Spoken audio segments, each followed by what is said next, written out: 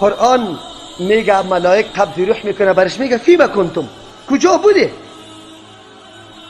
الم قالوا كنا مستضعفین فی الارض، و اظهار عذر خدا میکنه ما بسیار ضعیف بودیم، کمزور بودیم. اینجا میبینی که قانون کفریست، ما را در نماز نمیماند، در جماعت نمیماند، در حجاب نمیماند. خب نمیماند، از همین مملکت بودی، یعنی که از جای دیگه آمده ای. دمی مملکت هم که باشی، جای دیگه آمدگی را بگذار، دمین جم که تو باشی.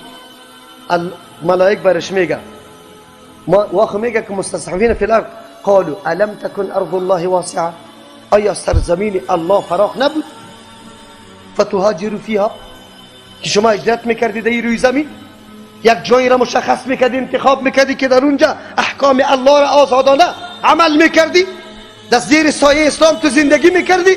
چرا حرکت نکردی؟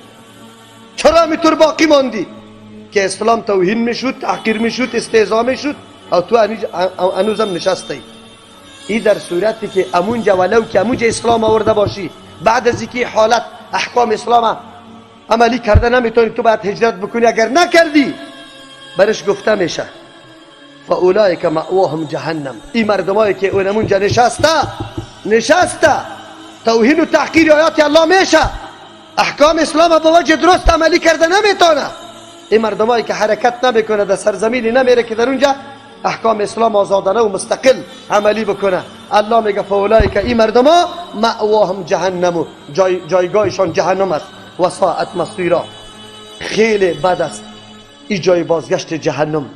بله الا المستضعفین، کسایی که در مکه بودند در زمان پیغمبر اسلام که هجرت کرد، بجز از بچهای خرد، زنا، پیرایی که راه رفتن نمیتونست، راه بلد نداشت و مستثنا شده بودند.